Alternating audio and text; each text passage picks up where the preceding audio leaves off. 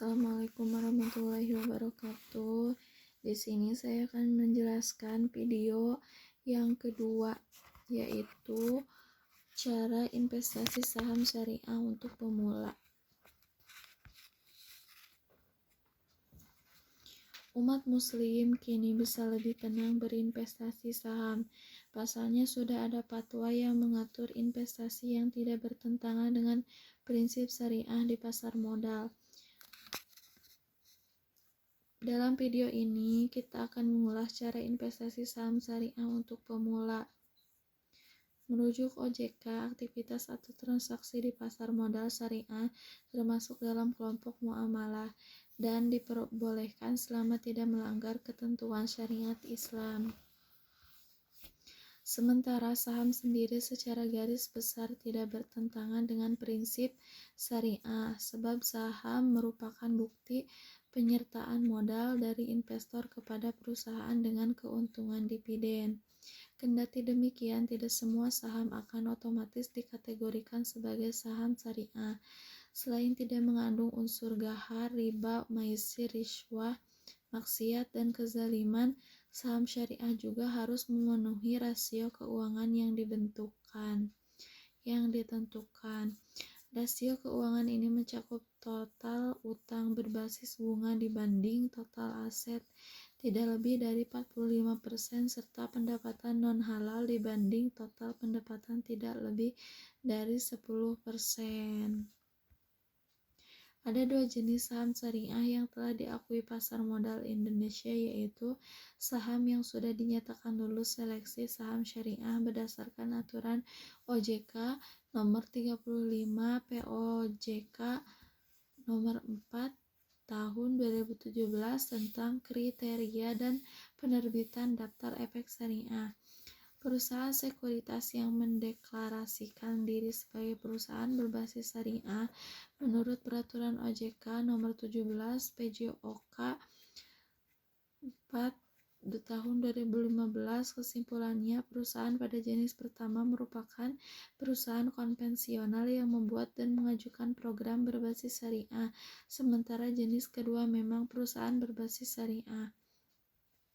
Perusahaan pada kedua jenis saham syariah di atas tergabung dalam satu wadah, yakni Daftar Efek Syariah (DES). Perusahaan yang tergabung sudah pasti berbasis syariah. Nama-nama emiten yang melantai dari pasar modal syariah diterbitkan secara periodik oleh OJK, yakni setiap bulan Mei dan November. Sementara untuk melihat kinerja pasar saham syariah, dapat melihat pada Indeks Saham Syariah Indonesia (ISSI). Cara investasi saham syariah untuk pemula, yaitu cara memulai investasi saham syariah dengan konvensional tidak jauh berbeda. Berikut panduannya ya. Yang ke-1 yaitu pilih sekuritas yang dilengkapi dengan syariah online trading system (SOTS). Untuk bisa berinvestasi dan melantai di pasar modal syariah, investasi harus dilakukan secara perusahaan sekuritas yang telah mendapat izin usaha terdaftar dan diawasi OJK. Perusahaan sekuritas besar umumnya menyediakan aplikasi transaksi saham syariah. Aplikasi tersebut telah disesuaikan dengan prinsip syariah di pasar modal dan telah lulus uji sertifikat MUI. Artinya hanya emiten berbasis syariah yang ada di aplikasi SOTS. Dengan begitu tidak akan keliru berinvestasi. Yang kedua, buka rekening efek syariah. Setelah membeli perusahaan sekuritas yang Anda bergabung, langkah selanjutnya adalah membuka rekening efek syariah.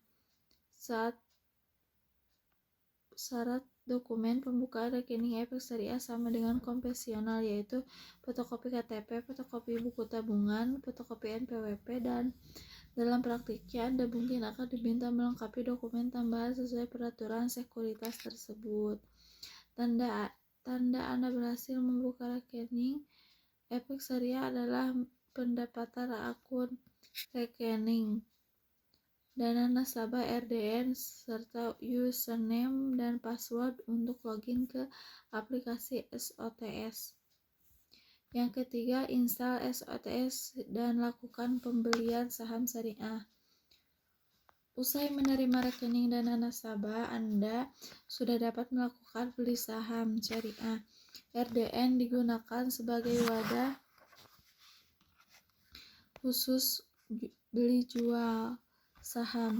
Pada tahap ini, nominal rupiah dan transfer untuk membeli emiten saham syariah bervariasi mengikuti kemampuan ekonomi Anda juga kebijakan perusahaan sekuritas.